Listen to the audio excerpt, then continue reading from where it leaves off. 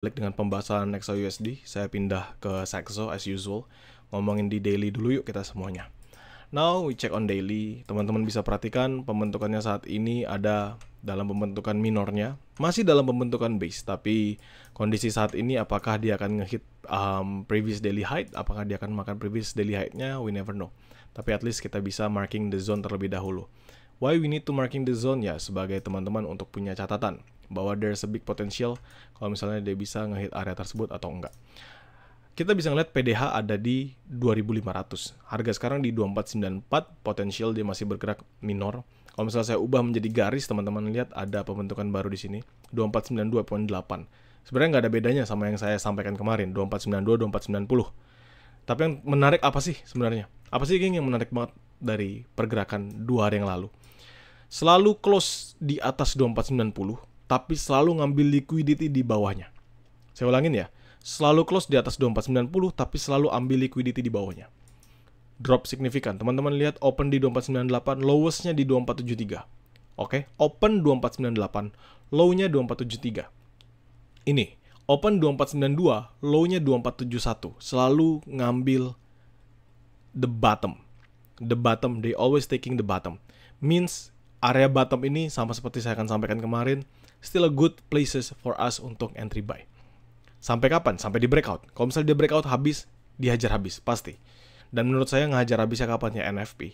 NFP sampai nanti di minggu depan kita masuk ke CPI dan kawan-kawannya. Yap.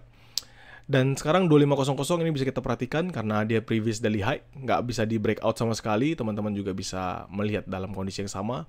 Dropping 2490, ini ngomongin secara daily, at least kita sudah tahu bahwa pergerakannya masih akan membentuk base.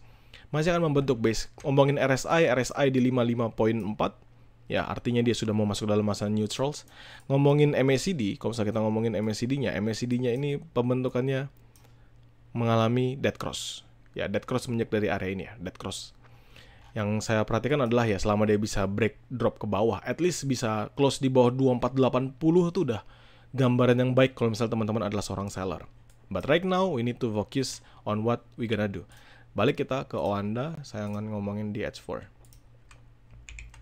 Oke, di H4 sekarang teman-teman bisa perhatikan ini adalah area-area yang kemarin saya sudah marking, which is the same zone, area yang saya marking juga sebagai area entry saya ketika news ya.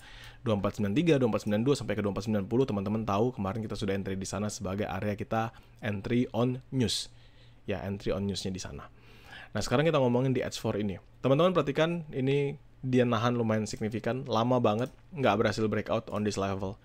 Di berapa nih, geng? Di 2496, 2497, which is sama aja, 2498, 2497. Ini area yang saya patok sebagai area equilibrium. Teman-teman masih ingat equilibrium? Kalau teman-teman nonton terus video saya, teman-teman selalu ingat saya selalu ngomong area tersebut sebagai area equilibriumnya saya sendiri. Kenapa saya bilang area equilibrium? Tentu karena memang dia yang mempertahankan pergerakan untuk nggak lebih tinggi daripada area tersebut, dan kalau dia breakout on that level, dia akan lanjut terus breakout terus sampai naik ke atasnya. Ini dihampat. Ya. Artinya kita bisa patok 2498, 2497 sebagai salah satu area trade seandainya memang dia akan bergerak closing di jam 12 masih nggak berhasil breakout on that level. Ya, mentok kita tarik sampai 2500 lah. Jadi 2497 sampai 2500. Tapi only for our minor trade. Begitu. Dengan base-nya di mana? Base-nya tentu banyak teman-teman. Salah satunya si 2490 ini yang tadi sudah saya sampaikan. Ya, jadi teman-teman bisa pantaunya di area tersebut. Tapi ini hampat ya. Sekarang kalau salah hampat, teman-teman bisa perhatikan ada golden cross. Tentu jelas ada golden cross karena dia bullish nahan di sini. Jadi ada golden cross yang terjadi di MACD, RSI-nya di 47.5. Jadi di hampatnya ini sudah mulai ada bearish-nya, bearish momentum. Now we talk in H1. Ya, di H1 ini teman-teman akan melihat hal yang lebih berbeda. Saya naikin dikit biar kelihatan. Nah, di H1 ini adalah area kita biasa trade ya teman-teman sekalian. Saya akan hapus dulu, ini saya naik panjangin aja biar nggak ganggu. Nah, saya panjangin aja. Jadi teman-teman bisa ngelihat part yang bagian depannya. Now I change it untuk menjadi garis. Garis ketahan, teman-teman perhatikan di sini ketahannya lumayan lama 2493, lalu ada gap. Di sini ada pembentukan gap 2492 yang mempertahankan pergerakan dari si XAUSD-nya. Means apa sih, King, kalau misalnya seperti itu? Artinya, kalau nanti dia break drop lagi balik ke sini, 2493, 2490 di sini. Selama dia nggak breakout on that level, ini sudah jadi base barunya dia untuk continue going up. akan menjadi base barunya dia untuk continue going up. Dan itu nanti pasti akan dikonfirmasi sama MACD. MACD-nya nggak akan dead cross. Jadi ini saya turunkan 2493 ke 2492, which is adalah memang area yang oke banget kalau misalnya kita harus makan di sebelah sana. 2492 di sini. Saya turunkan lagi ini. Nah, sama si 2490-nya selesai. Ini adalah areanya yang akan saya patok sebagai the best places kalau misalnya kita harus entry buy. Dan ini buy-nya apakah buy high risk? Jawaban saya adalah enggak. Unfortunately, no. Kenapa nggak bisa jadi buy high risk? Karena ini pasti akan menjadi buy scalping. Ya, why? Sebab buy high risk-nya nggak jauh, teman-teman. Buy high risk-nya saya adalah di area pembentukan ketika order block ini terjadi. Teman-teman bisa perhatikan, ini adalah a good order block, bullish, nahan, taking the liquidity, breakaway gap. Kebentuk breakaway gap. Ya, ini panjang banget, teman-teman bisa perhatikan candlestick-nya. Strong, momentum, dia meninggalkan yang namanya order block. Di mana? Di sini. Ya, lebih atasnya sedikit lah dari yang saya udah pantau di 2485, 2484. Ini kan dia makan sampai 2486. Jadi 2486 sampai 2484. Ya, 2486 sampai 2484 itu akan menjadi area buy high risk-nya saya. Oke, 2486, 2484 menjadi buy high risk-nya saya. Yang pertama, yang kedua di mana? Sama. Sama persis seperti kemarin. Area buy high risk saya itu ada di bawahnya lagi, 2472, 2470. Yang kemarin kita sudah entry. Yap. Jadi 2492, 2490 menjadi buy scalping, 2486, 2484 menjadi buy high risk saya, 2474, 2470 sebenarnya 2472 sih, 2472, 2470 menjadi area buy high risk saya kedua. Buy medium risk nggak perlu saya sampaikan, sama seperti yang kemarin-kemarin 2452, 2450, totally the same. Ya, now kita ngomongin sell-nya di mana. Tentu sell paling dekat sih 2498 ini teman-teman sekalian, paling dekat. Ya, nahan lama banget 2498, as long dia nggak breakout on this level, 2498 nggak breakout, this is the best thing yang bisa kita dapatkan.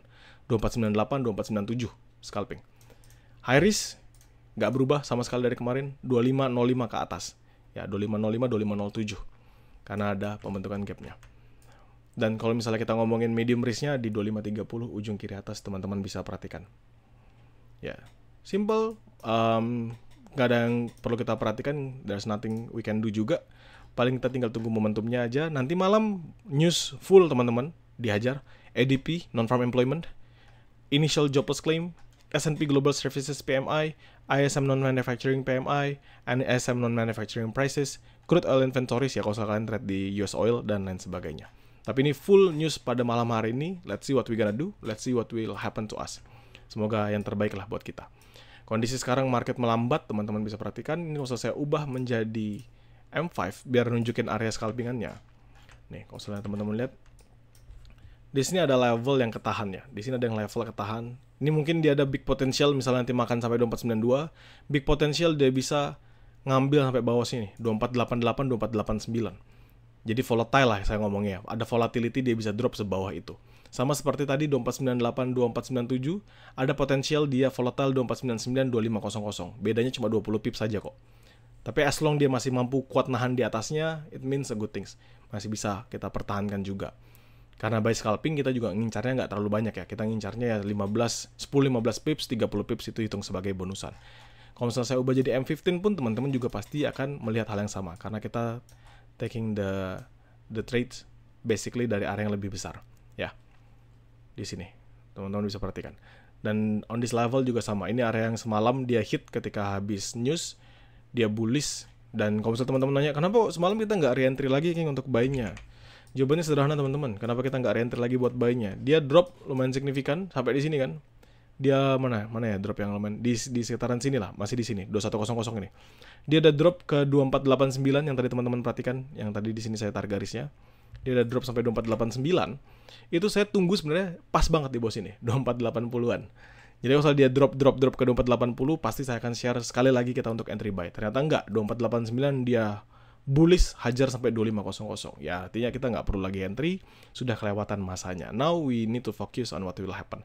Begitu ya, semoga teman-teman bisa paham, semoga membantu. Tadi saya sudah jelaskan, sell medium risk 2531, sell high risk ya di 2506 ini, 2505, 2507. Scalping hanya sebatas base ini aja. Ini kalau teman-teman bingung, ini base ini yang saya ngomongin. Scalping tuh hanya di base ini aja. Naik di sini drop sini naik. Dah. Sebatas itu aja. Untuk buy high risk 8684, lanjutnya di 7270, baru nanti di 5250. Semoga membantu teman-teman. Pastikan sesuaikan dengan metode trade yang teman-teman jalankan. Bagi GrowCow, nothing to be worry about, karena saya pasti akan share ke kalian semua. Oh,